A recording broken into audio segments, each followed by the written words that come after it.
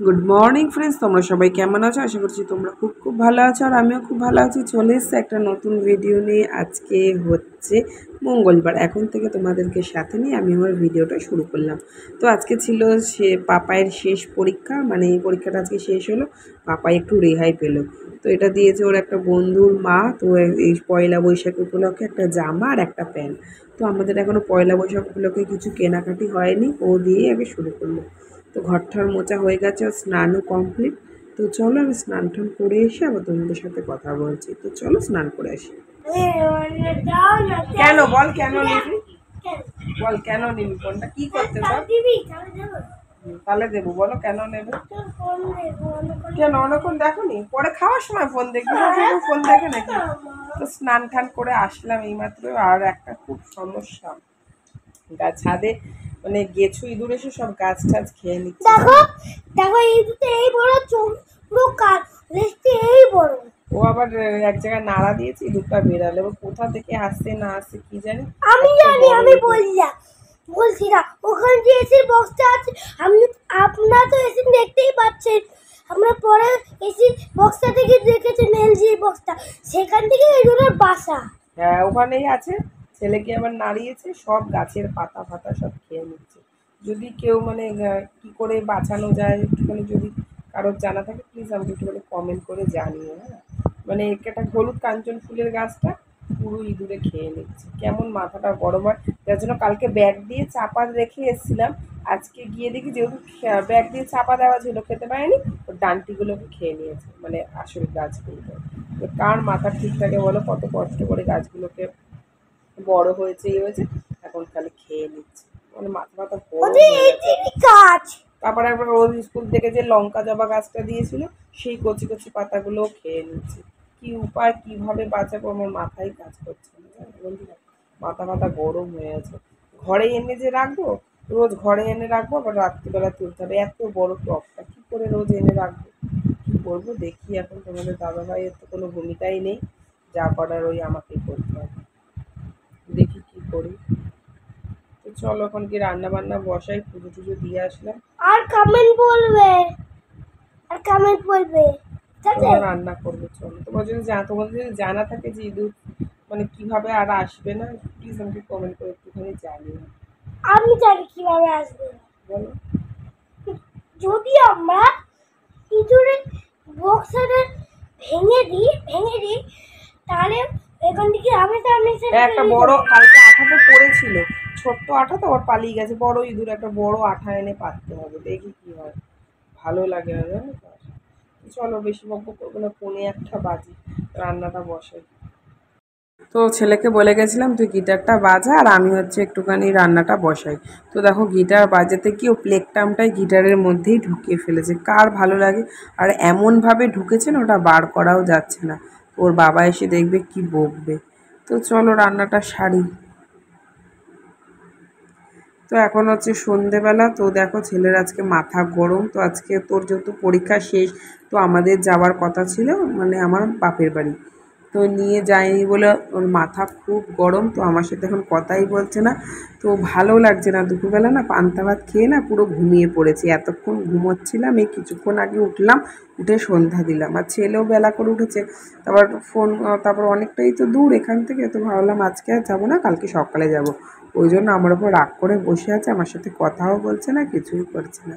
তো চলো রাগ করে বসে থাক, আমি আমার কাজটা করি। রাতের খাবার তরিজুত করি। ওবেলা তো ডাল আলু ভাজা খেয়েছি, তো ওইবেলা তো আর ডাল আলু ভাজা খেলে তো আর চলবে না। তো তোমাদের দাদাভাই বলেছে মানে রাত্রিবেলা পান্তা ভাত খাবে। তো গরম এখনও পড়তে পারেনি, পান্তা ভাত খাওয়া শুরু হয়ে গেছে। তো চলো, আর আমি তোমাদের দাদাভাইয়ের জন্য একটুখানি পান্তা ভাত দিয়ে না আলু ভাজা দিয়ে খেতে খুব ভালো লাগে। আমারও তো খুব ভালো লাগে। তো কার কার ভালো লাগে কমেন্ট করে জানাবে। আর ওদিকে আমি আমার আর ছেলের জন্য তড়কা রান্না করব। তো তড়কা আর রুটি, আর দাদাভাই পান্তা ভাত দিয়ে আলু ভাজা দিয়ে খাবে। তো চলো ডালটা সিদ্ধ করে নিয়েছি, এখন আটা মাখি নাকি তড়কাটা করে নিই, তারপর যাবো আটা মাখতে। তো তোমাদের দাদাভাইও এসে গেছে, আমিও চাটা খেয়ে নিয়েছি। তো চলো এখন বাজে আছে ঘড়িতে 9টা। তো রান্নাটা করতে করতে দেখবে 10টা, আটা মাখবো করতে করতে অনেক টাইম হয়ে যাবে। আর কালকে না ডিম কষা করেছিলাম রাতে, তো সেটাই পেঁয়াজ বাটা ছিল, আর আদা রসুন তো বাটা আমার ফ্রিজে থাকে, তো ওই দিয়েই করবো। তো দেখবি না বাটা থাকলে না সত্যি কি রান্না তাড়াতাড়ি হয়ে যায়। তো আদা রসুন দেখবি রসুন ছাড়াতে কত সময় লাগে। আমি ওই জন্য না এখন রসুন বেশি করে ছাড়িয়ে আদা ভালো করে কুচিয়ে আর লঙ্কা দিয়ে বেশি করে কেটে রাখি। এরকম করে কাজ যদি না করি না মানে সংসারের আরও কত কাজ বেরিয়ে যায়। তো ছেলের এখন একটু রাগ কমেছে, ওকে একটু মুড়ি চানাচুর দিয়ে বসিয়ে এসেছি। তো আমাদের দাদাভাই দেখছে টিভি আর আমি করছি এখন রান্না। তো মেয়েদের এই কাজ না, আজকে সব ঝামেলার অবসান ঘটাবই। তো কী কারণে বলবো, তোমাদের দাদাভাই কালকে রাত্রে এসছে দেরি করে। তো তোমাদের দাদাভাইয়ের সাথে হচ্ছে আমার বিশাল ঝামেলা। তো কী কারণে ঝামেলা, তো চলো রান্না করি আর তোমাদের সাথে গল্পটা করি। তো হচ্ছে যে তুমি সকালে আজকে ছেলের পরীক্ষা। তো যাই হোক, তো পরীক্ষা, তো তুমি তাহলে আমাকে রাত্রিবেলাই বলে দাও যে পূজা আমি যেতে পারবো না, তুমি সকালবেলা নিয়ে চলে যাও। তাহলে আমি আমার মতো উঠে নিয়ে চলে যাই। তো যে সকাল হয়েছে এখন বলছে, যখন 6:30 বাজে তখন বলছে আমি যাব না। আমি বলছি কেন তুমি যাবে না? বলছে আমার ভালো লাগছে না, আমি বেলা করে ডিউটি যাবো, তুমি ছেলেকে নিয়ে চলে যাও। আর আমাদের এখানে না রাস্তাটা পুরো খুঁড়েছে, তো যেতে একটুখানি সময় লাগছে। সেই তারপর তড়িঘড়ি করে সেই 7:30 দিয়ে পরীক্ষা শুরু, সেই 7:20-তে স্কুলে এসে পৌঁছেছি। তো দেখো কার ভালো লাগে, তার পরীক্ষার সময় না একটু তাড়াহুড়ো করে গেলেও না দেখো ছেলের একটা জার্নি হয়ে যায়, একটা টেনশনের ব্যাপার থেকে কি একটু রিল্যাক্সে বসলো, তারপরে পরীক্ষাটা দিলে ভালো হয়। সে তাড়াহুড়ো করে সোদপুরে নেমে তাড়াহুড়ো করে ছুটতে ছুটতে গেছে। তো যাই হোক, ওই জন্য মাথাটা খুব গরম। তো আর যেহেতু আমার পরীক্ষা শেষ হয়ে গেছে, তো দাদাভাইও বলেছিল যাও বাপের বাড়ি দিয়ে ঘুরে আসো। তো আমার আর শরীর দিচ্ছিল না বলে আমি আর যাইনি। ওই নিয়ে একটা রাগ, বলছে কেন তুমি গেলে না, ছেলে বায়না করছে তুমি যেতে পারতে, এই নিয়ে মনোমালিন্য। তো আমাদের দাদাভাইয়ের সাথে আমি আর কোনো কথা বলছি না। তাই জন্য সকালে পান্তা ভাত, আমি যদি বাপের বাড়ি যেতাম ওই জন্য ভাতটা করে রেখেছিলাম।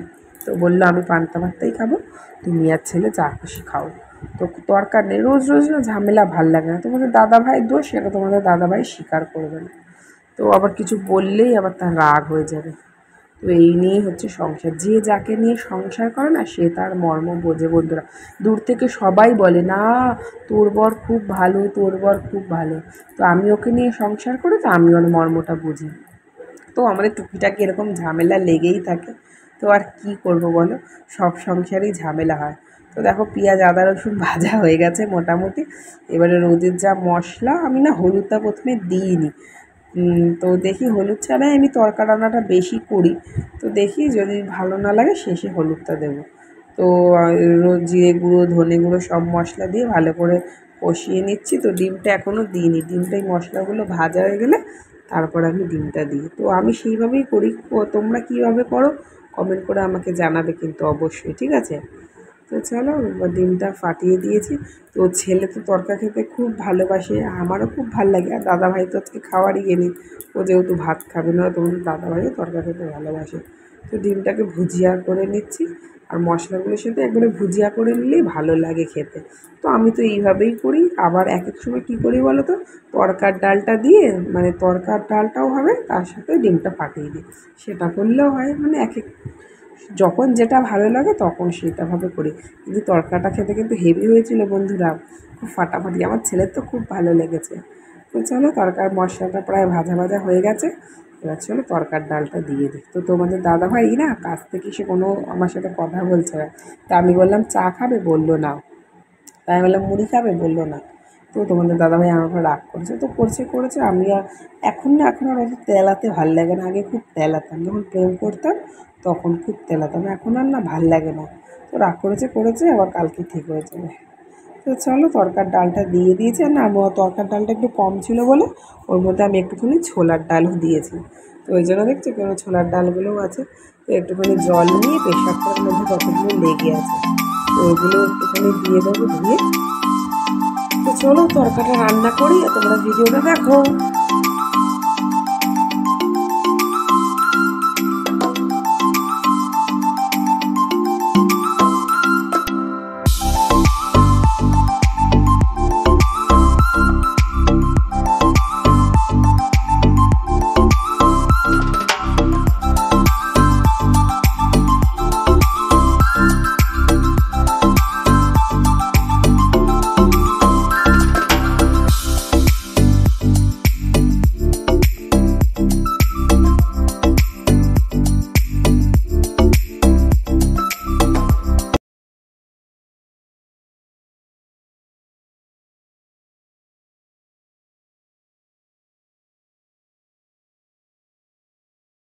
তো তরকায় হলুদ না দিলে না কেমন দেখতে লাগছিলো, যে একটুখানি হলুদ আর একটুখানি নুন আর একটু লঙ্কার গুঁড়ো দিয়ে একটুখানি ফুটুক। তো চলো আমি আটাটা মেখে নিই।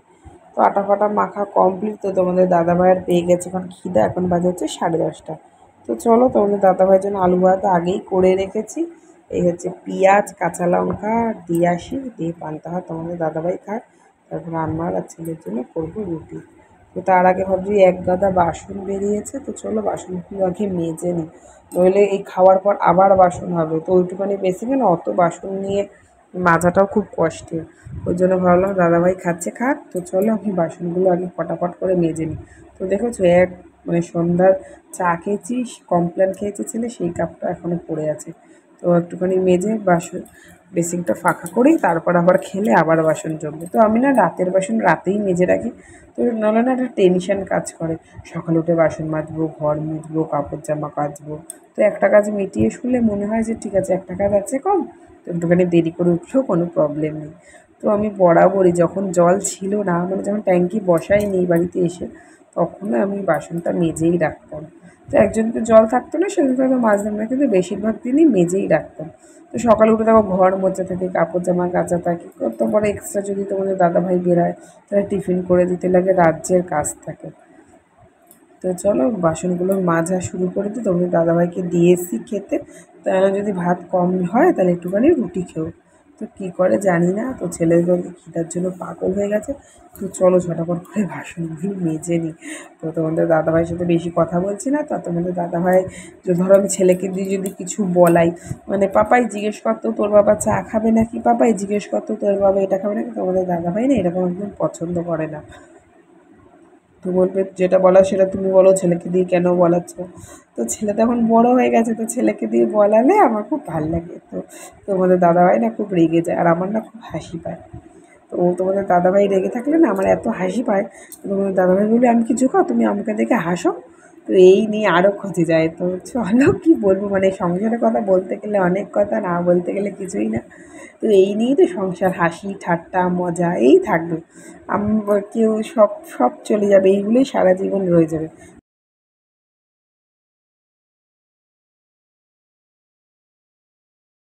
তো চলো বেশি আর বক বক করবো না, তোমাদের মাথা খারাপ হয়ে যাবে। আর আমি না এখন বিয়ের আগে একটুও কথা বলতাম না, আর বিয়ের পরে এত কথা বলি না, তোমাদের দাদা ভাইও রেগে যায়।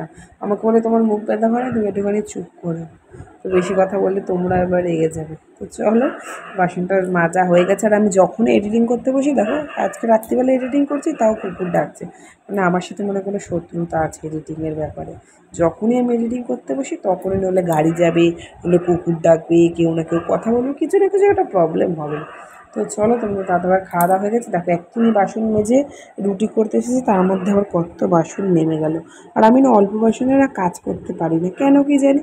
তো দাদাভাই তো খাওয়া কমপ্লিট, এবার আমি আর ছেলে খাবো। তো গ্যাসে আজকে রুটিটা করছি, ইন্ডাকশানে করিনি, কেন গ্যাসটা একটা দিয়ে গেছে। তো চলো এখন গ্যাসটা বেশি বেশি খরচা করতে হবে, ওই জন্য গ্যাসেই রুটি করছি। তো চলো ঝটাফট করে রুটি করে নিই, ছেলের 3টে আমার 3টে রুটি, পাতলা পাতলা রুটি। তো ছেলে সন্ধ্যাবেলা অল্প কটাই মুড়ি খেয়েছে। তো 6টা রুটি করে ঝটাপট করে যাই খেতে, এখন 11:15 বাজতে যায়। ছেলে আমার পেছনে এসেই দাঁড়িয়েছে, মা হলো করে করে। তো বেশি বকবক করবো না, তোমরা ভিডিওটা দেখো। আর ভিডিও যদি তোমাদের একটুখানি ভালো লেগে থাকে প্লিজ একটা লাইক করে দিও, কমেন্ট করো। তোমাদের একটু কমেন্ট করলে কী হয় বলো তো, ভিডিও করার ইচ্ছাটা জাগে। তোমরা ভিডিও দেখো ঠিকই, কিন্তু কেউ কমেন্ট করে না। তোমাদের কি ভিডিও ভালো লাগে না? তো তোমরা কোন টাইপের ভিডিও দেখতে চাও আমাকে কমেন্ট করে বলো, আমি চেষ্টা করবো সেরকম ভিডিও দেওয়ার। তো চলো বেশি আর বক বক করবো না, রুটিগুলো ঝপাঝপ করে নিই। তো দেখো রুটি বেলা হয়ে গেছে, এবার হচ্ছে শেখার পালা।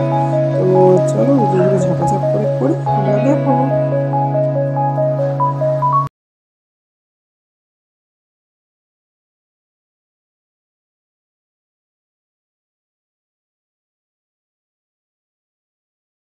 রুটি করা প্রায় শেষ। তো চলো রাতে তো মেনু হচ্ছে রুটি আর তড়কা।